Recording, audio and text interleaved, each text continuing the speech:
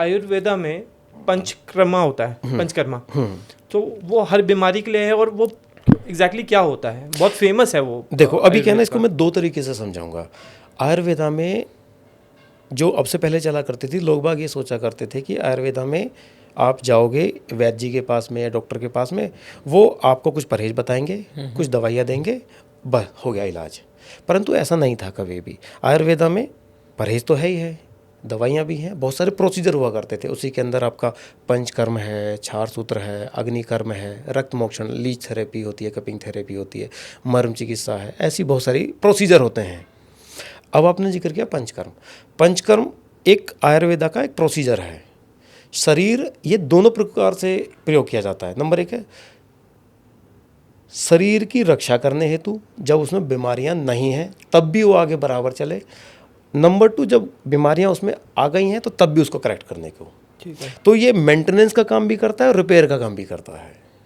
ठीक है। तो पंचकर्मा को दोनों तरीके से यूज़ कर रहे हैं हम। जहां हमें लगता है कि मरीज को बीमारियां हो गई हैं और एक नहीं मल्टीपल सिस्टम इन्वॉल्व हो चुके हैं, तो तब हम बोलते हैं कि भाई आपने एक काम करिएगा, पंचकर्म चिकित्सा लीजिएगा। ये एक प्रकार का हम शोधन चिकित्सा बोलते हैं। शरीर की टॉक्सिसिटी को ऐसे निकालने का एक ऐसा तरीका होता है। तो इसके कोई साइड इफेक्ट तो नहीं होते? देखो अभी तक इसमें कोई साइड इफेक्ट तो नोटिस नहीं हुआ है, परंतु क्या है ना, अगर जो किसी को मालिश करने से कोई दिक्कत हो जाए तो ऐसा क्या बोल सकते हैं कि भाई इसके साइड इफेक्ट हैं या नहीं है।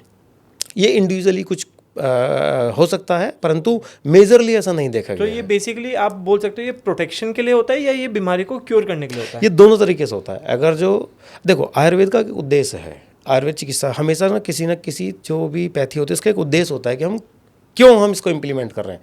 तो आयुर्वेदा के उद्देश्य में 2 ही चीज़ें लिखी हुई हैं। नंबर 1 है स्वस्थ से स्वास्थ्य रक्षणम, जो लोग स्वस्थ हैं उनके स्वास्थ्य की रक्षा करते रहो। ठीक है। नंबर 2 होता है आतुरस्य विकार प्रशमन, जो लोग बीमार पड़ गए हैं उनको हेल्दी बनाना। जी।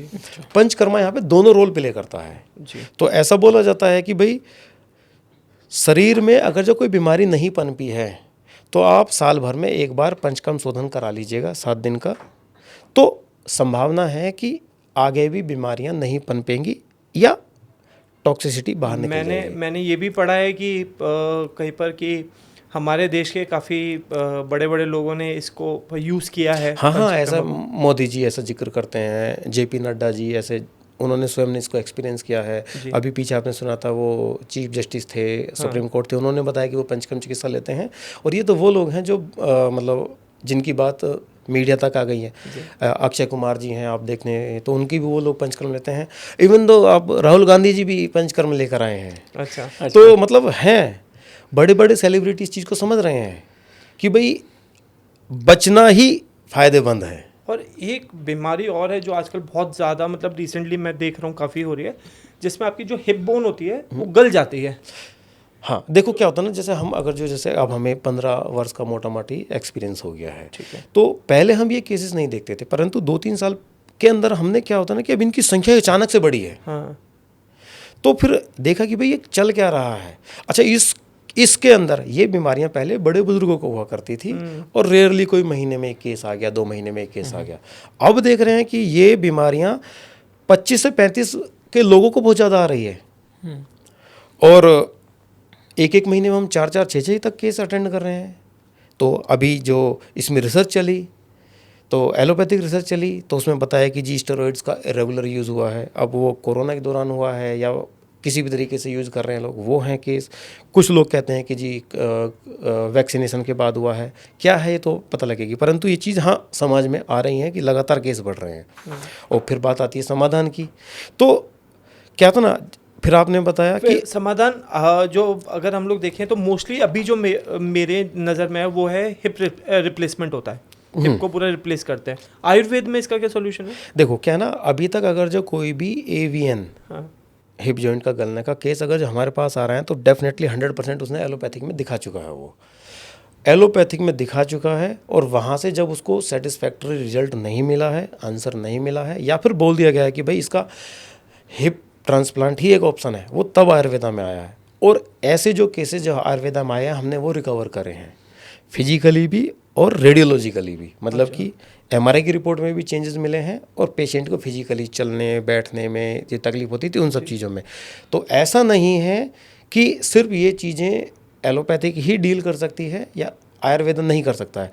परंतु इन बीमारियों में क्या होता है ना कि ऐसे प्रमोशन आयुर्वेदा की तरफ से ऐसा अभी नहीं हुआ है जितना एलोपैथिक तरीके से हो गया है। आयुर्वेदा में वैसे सर्जरी होती है? हाँ, आयुर्वेदा में सर्जरी होती है। Even the father of surgery ही आयुर्वेदा के हैं।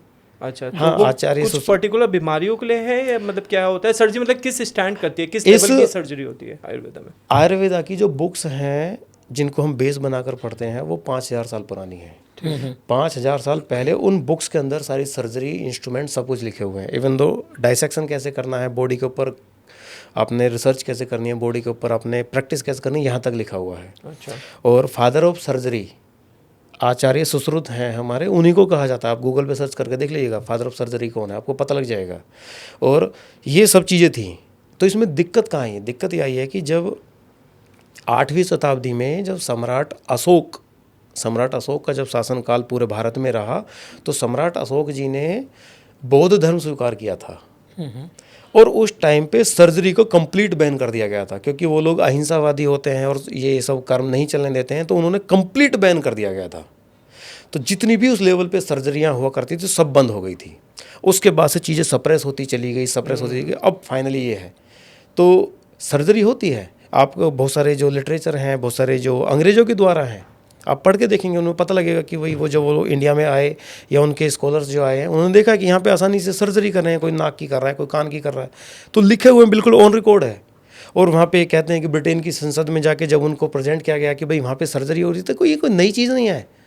और मैं आपसे ये विशेष कह सकता हूँ कि मतलब जैसे कि अब जो आप जानते हैं जो डिलीवरी कराती थी जो महिलाएं थी वो कौन थी?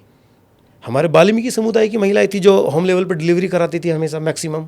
दाइयाँ जो होती हैं सारी वाल्मीकि समुदाय की तो होती थी जो डिलीवरी कराने का काम करते थे। आप उनको अब आप नर्सिंग बोल लो या उनको गायनेकोलॉजिस्ट बोल लो, क्या बोलना है वो एक आपका मैटर है। दूसरा नंबर है कि जितना भी सर्जिकल वर्क है वो सारा हमारा नाई समुदाय करता था। वो उसको इतना ट्रेंड करके रखा था, सारे सर्जरियाँ वो परफॉर्म करते थे। तो ये चलती थी। इनको लॉजिकली देखो क्या होता है, जब आपको मार्केट में आपको अपना भोजन बेचना हो ना धंधे के हिसाब से, तो आपको अपने पड़ोस में जो चाहे तो कितना अच्छा हो आपको उसको बेकार बताना ही पड़ेगा, और किस दिन आपको मौका मिले तो आप उसको बर्बाद भी करोगे। बिल्कुल सही बात। यही हुआ है यहाँ पर भी। मतलब चीज़ें कमर्शलाइज हो गई हैं आप ये? हाँ, क्यों नहीं है कमर्शलाइज। इंडिया के अंदर तेल 30+ वैरायटी के तेल हैं जो खाए जा सकते हैं। मूंगफली है, सरसों है, तिल है, फिर भी ऑलिव ऑयल को और पाम ऑयल को पता नहीं किन को प्रमोट किया जा रहा है, क्यों किया जा रहा है?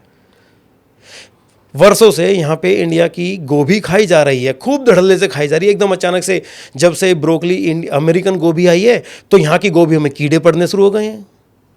कहाँ से आई चीज़ें निकल के? ऑयल्स हैं यहाँ की। ऐसे ही हेल्थ केयर के साथ हुआ है कि जब इंडियन हेल्थ केयर सिस्टम को दोषी बताया जा रहा है और बताया जा रहा है कि western health care research based है, वहाँ पे ये किया है, उसको अब यहाँ पे प्रमोट किया जा रहा है। क्यों नहीं हो रहा है? आपके हिसाब से आपके हिसाब से भी और आयुर्वेद के हिसाब से भी एक बेस्ट ऑयल जो एक हर फैमिली को खाना चाहिए वो क्या है, जो मतलब आपकी बॉडी के लिए हेल्थ वाइज भी अच्छा है और आपकी बॉडी को खराब भी नहीं करेगा? सो वो कौन सा ऑयल होना चाहिए जो खाना चाहिए, जो आप मतलब रिकमेंड करते हो सब? आयुर्वेदा एक इतना बड़ा साइंस है, वो कभी भी हर एक चीज़ पूरे इंडिया के अंदर इम्प्लीमेंट नहीं करता है। ठीक है। जो लोग पहाड़ों पे रह रहे हैं उनके लिए अलग से चीज़ें इम्प्लीमेंट करी गई हैं। मैं सिटीज़ के लिए पूछ रहा हूँ आपसे। सिटीज़ के लिए? सिटीज़ हर जगह हैं। जो आपके वेस्टर्न सिटी वो क्या नाम है, जो आपके जो समुद्र तटीय क्षेत्र के वहाँ के हैं तो उनके लिए अलग से चीज़ें हैं। क्या जो केरला के सिटीज़ हैं वहाँ पे नारियल तेल चलेगा, जो यहाँ के सिटीज़ हैं वहाँ पर सरसों का तेल चलेगा, कहीं पर आपका जो आपके गुजरात के सिटीज़ हैं वहाँ पर मूंगफली का तेल चलेगा, दुनिया भर के हैं। आपके यहाँ पे जो तमिलनाडु के सिटीज़ हैं वहाँ पर अलग तेल है।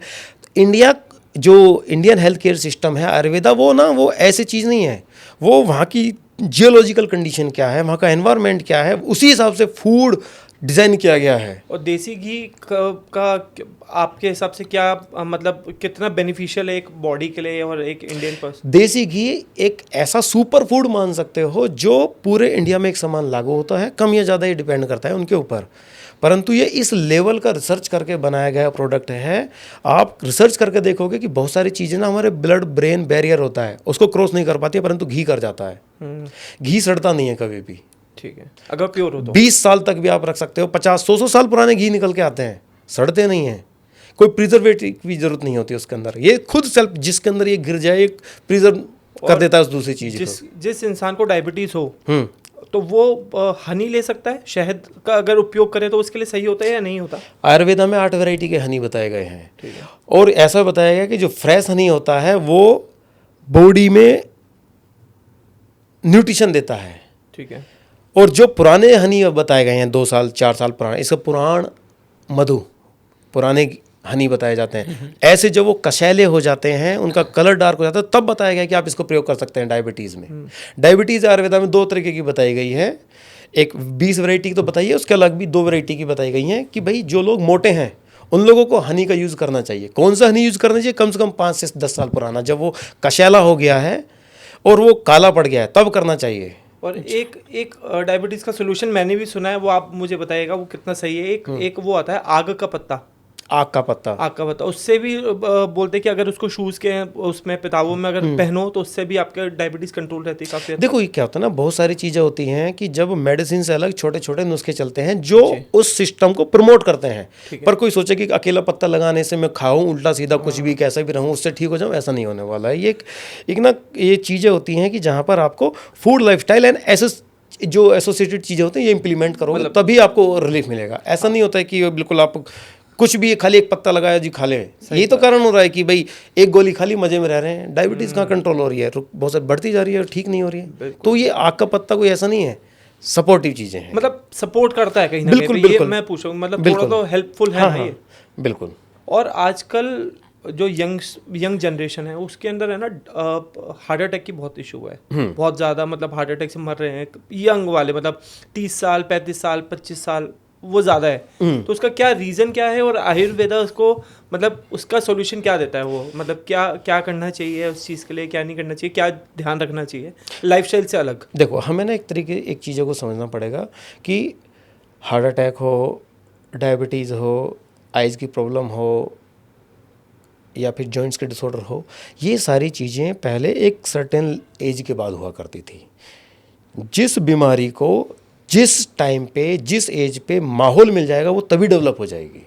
अब हार्ट अटैक है जो पहले एक 60 प्लस के लोगों को ऐसा माना जाता था, परंतु आज की डेट में वो घट के 50 पे आया, 40 पे आया, अब 30 पे आने लगा है। यहाँ के ऐसा मान सकते हैं उन लोगों का लाइफस्टाइल गड़बड़ हुआ है। तो आयुर्वेदा में वेज फूड को ज़्यादा रेफर किया जाता है as compare to non veg food? नहीं, देखो आयुर्वेदा और धर्म को आप एक साथ मत जोड़ो। अच्छा। आयुर्वेदा अपने आप में एक साइंस है, धर्म अपनी जगह पर है। आयुर्वेदा में सभी प्रकार के नॉन वेज मीट, सभी पशुओं के मीट के गुण और अवगुण दोनों बताए गए हैं। अच्छा। कब कैसे खाना, इवन गाय तक का भी है, गाय भैंस बैल सब चीज़ का बता रखा है। तो कहना आयुर्वेदा को धर्म के साथ नहीं जोड़ना। आयुर्वेदा एक इंडिपेंडेंट साइंस है। ठीक है। धर्म का पालन करना चाहिए लोगों को, ये उनकी मर्जी है, परंतु आयुर्वेदा धर्म के अनुसार नहीं है। अच्छा, उसमें बेनिफिट्स और लॉसेस सब हर बताए चीज़ गए है, हैं, हर चीज़ के, हर नॉन वेज के भी, और बहुत सारी मेडिसिन है जो नॉन वेज से बनती है आयुर्वेदा के अंदर। अच्छा। तो आयुर्वेदा को धर्म के नज़रिए से नहीं देखना चाहिए, एक साइंस साइंस के तरीके से।